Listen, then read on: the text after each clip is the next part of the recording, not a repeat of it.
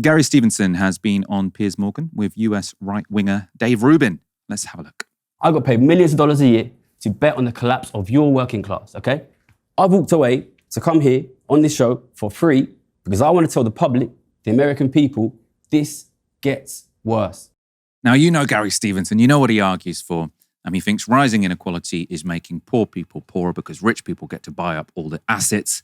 And he wants to tax billionaires to try and correct that. Now, we won't show him making that argument all over again. You can watch his brilliant interviews on Downstream where he goes into his thesis in detail. Let's, though, look at how he responded to a challenge from Piers Morgan. If you know your history, can you point to a period in UK history, for example, where massively punishing rich people by massively taxing them has actually benefited the country? Listen, because I can't really. My dad was born in 57. He worked for the post office, Royal Mail, 35 years. Never once earned more than the average wage in the country. He was able to buy a house, support a family. My parents are retired now. They own their own property. They're financially secure. That's not possible now. He lived in an era where the top rate of tax was much, much, much higher. The 50s, the 60s, the 70s in the UK, in the US, the top rate of tax on large estates was significantly higher. And in that time period, it's not a coincidence, ordinary people could afford to buy houses. It's such a good argument, right? Because also it seemed to be a surprise to Piers Morgan. It's so obvious that sort of like working class people did have it better when it came to how much of the nation's resources they could access when there were very high taxes on the rich. And that's not only because that money was able to be spent on redistribution and social services and the like, but this is the real key point of that Gary makes, and that I think he's sort of, in a way has uniquely put on the agenda, which is the very fact of inequality, the very fact of not taxing the super rich means they will invest their money in the kind of assets that we would like for ourselves, as not super rich people. So if you allow the rich to get very rich, they'll compete with you for houses and the like. Dave Rubin, who Gary was on with, is a right-wing YouTuber. He's a big supporter of Donald Trump. He's against tax increases, as you'd imagine. He also wants smaller government, so he's a big fan of Doge and Elon Musk. Let's see how the debate played out.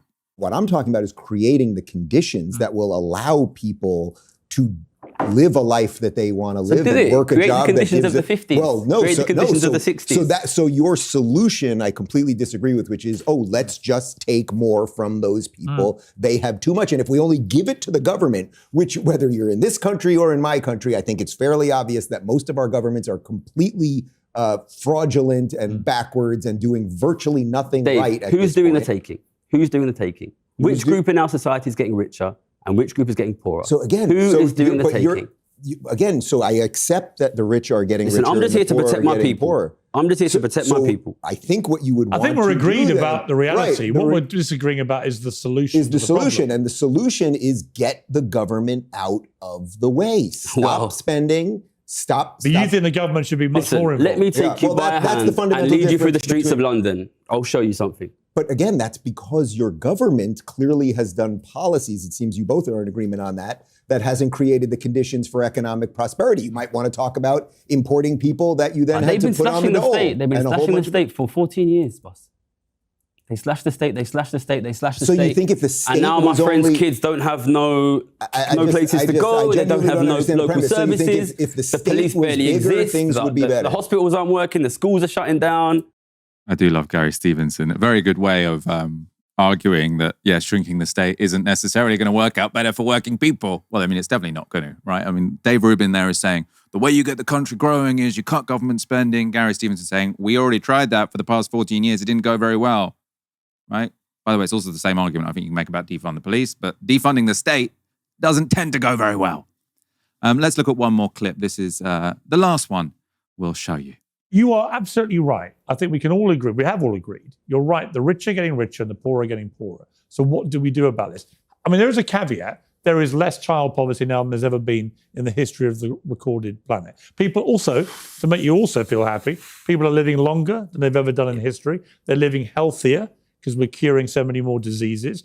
Water is a lot cleaner than it's ever been. There are fewer mosquito-type diseases out there killing millions of people than there used to be, et cetera, et cetera, et cetera. There's a very good argument to say that in recorded history, there's never been a better time to be alive. That's why I slightly challenge, I would never say, like you say, you never say being poor makes you happy. Of course not. But I've yet to see evidence. Piers, do you think your viewers are the richest they've ever been? Is that what you're telling me?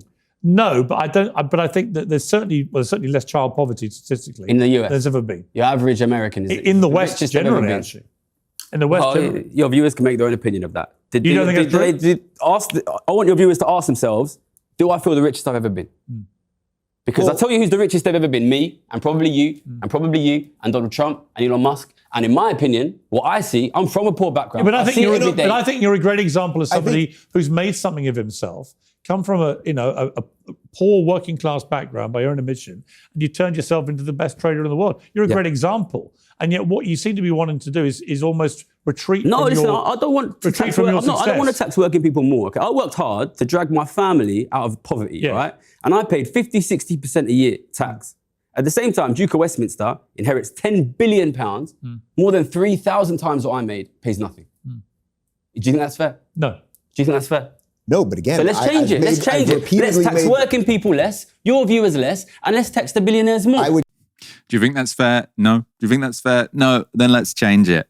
Grace, I'm going to bring you in on this. You've gone up against Piers Morgan many times before. I mean, I had no doubt that Gary would sort of hold himself well. What did you make of that?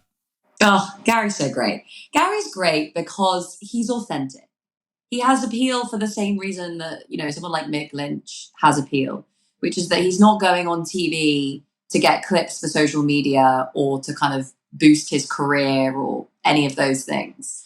You see him give his message in a way that that he believes what he's saying. And that's why, I think he's such an asset.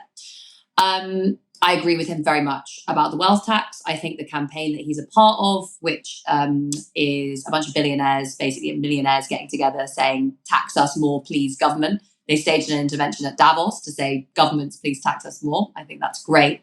What I would say is the pushback against this argument, which is that we're all poor and, our living standards have fallen just because the state has been shrunk, is something that the left gets caught out on a lot for the very same reason as Gary's opponent mentioned there, which is that people hate the government. People hate the government in the US. They hate the government here.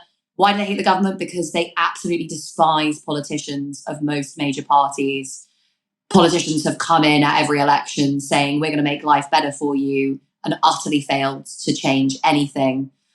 They come in saying we're going to tax the rich, and then they end up just dishing tons of money out to big businesses. People know that government is basically corrupt, and that whilst the shrinking of spending on services that benefit working people is a big factor in what's explained falling living standards over previous years, the issue is not that the state as a whole has shrunk.